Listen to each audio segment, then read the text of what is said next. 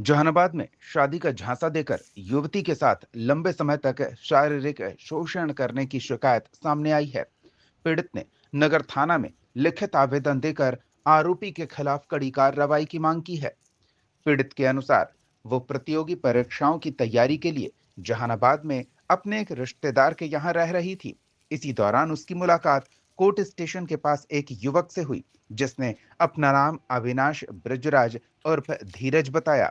धीरे धीरे दोनों के बीच बातचीत बढ़ी और आरोपी ने उसे शादी का भरोसा दिलाया। आरोपी के शादी के झांसे में आकर युवती उसके करीब होती चली गई। आरोपी ने कई बार उसके साथ शारीरिक संबंध बनाए। युवती को आदर्श नगर स्थित अपने किराए के मकान पर भी लेकर जाता था।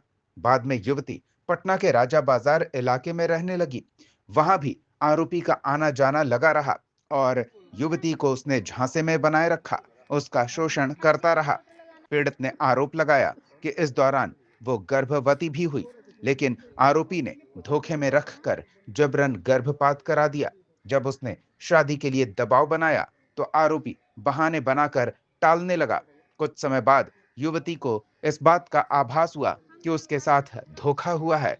इसके बाद उसने आरोपी के मोबाइल की जांच पड़ताल की।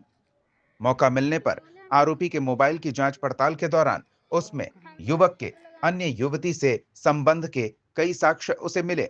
इस बारे में पूछने पर हालांकि युवक ने उसे इनकार किया और उसके साथ शादी को लेकर फिर से प्रलोभन देकर शोषण करने का प्रयास किया।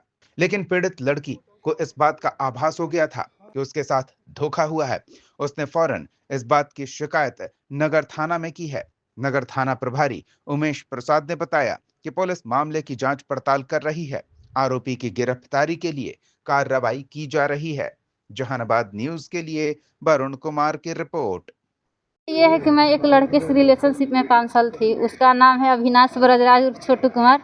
जहानाबाद कोर्ट पर ड्यूटी करता है। गेट 1 गेट नंबर 29 बी पे है और उसका घर है अरवल। अरवल में सारवा गांव है, प्यारे चक पंचायत में आता है। उसका पिताजी का नाम है कृष्णा सिंह। एक बड़ा भाई है सत्येंद्र कुमार ब्रजराज उर्फ ज्ञानी यादव, वो इलाहाबाद टाटा में टीटी है। दूसरे भाई का नाम है सत्येंद्र कुमार ब्रजराज, वो इलाहाबाद में है। एसपी ऑफिस आए हैं। रोज थाना नगर थाना में केस किए हुए हैं, वहाँ से मेरा कोई प्रोसेस नहीं बढ़ रहा है। हमको रोज रोज एसपी थाना ऑफिस आने पड़ रहा है। वहाँ पे आए तो हमको 1-2 लड़के हमको पीछे लग गए हैं। दुर्गा मंदिर के पास से हमको जान का खतरा है। उसका गाड़ी नंबर वीडियो सब मेरे पास है। हमको कभी भी कोई मरवा सकता है। इसका जिम्मेवार मेरा नगर थाना जहानाबाद होगा, क्योंकि प्रशासन यहाँ का कोई काम नहीं कर रहा है। जहानाबाद के लोग ही हमको आदमी पीछे लगाए हुए हैं, जिनका नाम है उदय नाम है, एक का राकेश नाम है, एक का सतीश नाम है, एक का निर्भय नाम है और मेरा 5-6 गो कातिल लोग हम लोग को पीछे लगे हुए हैं। मामला क्या है? मामला सर यही मेरा है कि एक लड़के के साथ हम रिलेशनशिप में 5 साल थे। उसको जब शादी करने के लिए बोलते थे तो बोलता था कि बड़ भाई का शादी हो चुका था। बोला कि मंझला भाई का नहीं हुआ है, उसका हो जाएगा तो करेंगे। जब उसका दोनों भाई का हो गया शादी, एक चचेरा भाई था उसका भी हो गया। जब इसका टाइम आया तो हम बोले कि सुनिए शादी के हम अपने पिताजी को भेजते हैं। तो बोला कि सुनो से पापा मेरे पंचायती मुखिया से लड़ते हैं। अरवल जिला में प्यारे चक पंचायत है, वहाँ पर एक सरवा गांव है, उसी गांव का है। तो हम बोले कि जब इतना साल इंतज़ार किए तो 2-4 मंथ इंतज़ार करते। वो दूसरे जगह नवंबर में शादी फिक्स कर लिया था। अरवल में ही एक गांव है, वहीं पे ठीक कर लिया था। तो हमको किसी तरह पता चल गया 11 फरवरी को पता चला। तो हम बोले कि ये सब क्या है। वो बोला कि नहीं मेरा शादी नहीं है। हम बोले किसका है। लड़की का फ़ोटो था, वो अपने रूम मालकिनी को मैसेज किया हुआ था, दीदी मेरा 18 फरवरी के 6 का है। उसी टाइम हम उसका फ़ोटो मैसेज सब लिए। वो उसके बाद से हमको ब्लैकमेल करने लगा कि तुम आगे कहीं जाओगी तो तुम्हारा फ़ोटो वीडियो वायरल कर देंगे, तुम यहीं पे शांत हो जाओ। हम बोले कि जो होना था तो मेरा 7-5 साल हो ही गया, अब जो तुमको जो करना है करो। तो मैं उस दिन 11 फरवरी के उसी का रूम पर थे। वो क्या किया कि रूम से पूरा पिस्तौल निकाल के हमको धमकाने लगा कि तुमको यहीं पे मार देंगे। हम बोले कि मार दो, जो करना है करना है। फिर अपने रूम पर चले गए तो फिर रूम पर भी मेरा वीडियो कॉलिंग करके देखिए पिस्तौल दिखा के बोल रहा है कि तुमको मरवा देंगे। मेरे पास उसका पिस्तौल वाला फ़ोटो है, वीडियो कॉलिंग कहीं भी आगे तू बढ़ी तो हम तुमको पिस्तौल से मरवा देंगे। वीडियो कॉलिंग पर दिखाया है, हमको दिखाते हैं। क्या करता है लड़का वो? ये जहानाबाद कोर्ट पे ड्यूटी करता है, रेलवे में गेटमैन है।